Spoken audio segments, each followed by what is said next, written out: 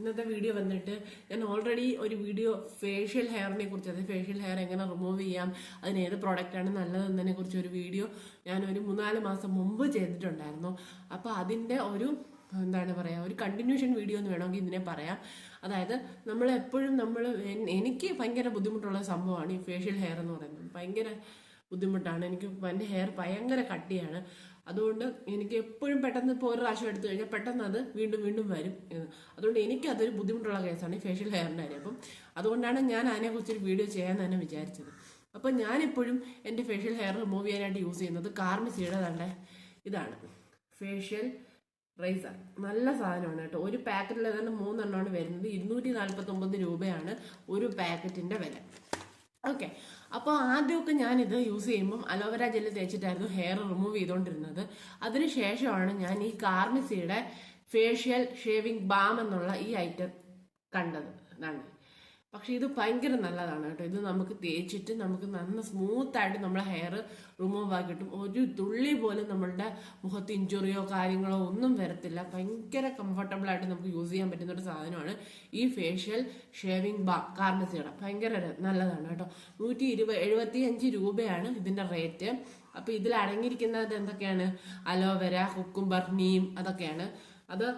ഇതൊക്കെ ഏതൊക്കെ രീതിയിൽ നമ്മുടെ സ്കിന്നിനെ പ്രൊട്ടക്ട് ചെയ്യുന്നു എന്ന് ചോദിച്ചാൽ, create a protective layer between razor and skin. Aloe vera. Cucumber ആണെങ്കിൽ smooth and the skin and prevent any damage. Neem ആണെങ്കിൽ shield the skin from bacteria and ടോക്സിൻസും.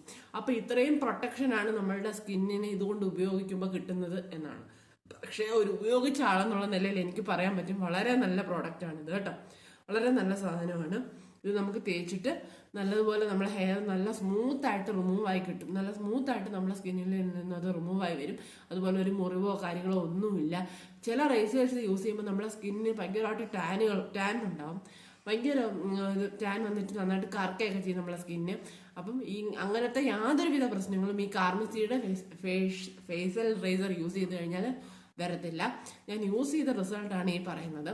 അതിനുശേഷം നമ്മൾ ഷേവിങ് കഴിഞ്ഞിട്ട് നമുക്ക് കൂളിംഗ് ആഫ്റ്റർ ഷേവ്, അതായത് നമ്മൾ ഷേവ് ചെയ്തതിനു ശേഷം നമുക്ക് തന്നെ ഇത് റോൾ ചെയ്ത് എടുക്കാൻ പറ്റും. ഇതാണ് ആ സാധനം. ഇതാണ് കൂളിംഗ് ആഫ്റ്റർ ഷേവ്. അതായത് നമ്മൾ ഇത് തുറന്നിട്ട് ഇത് ഇങ്ങനെ നമുക്ക് ഷേവിങ് ചെയ്ത് കഴിഞ്ഞ സ്ഥലത്ത് ഇങ്ങനെ റോൾ ചെയ്ത് കഴിഞ്ഞാൽ വളരെ നന്നായിട്ട് വരും.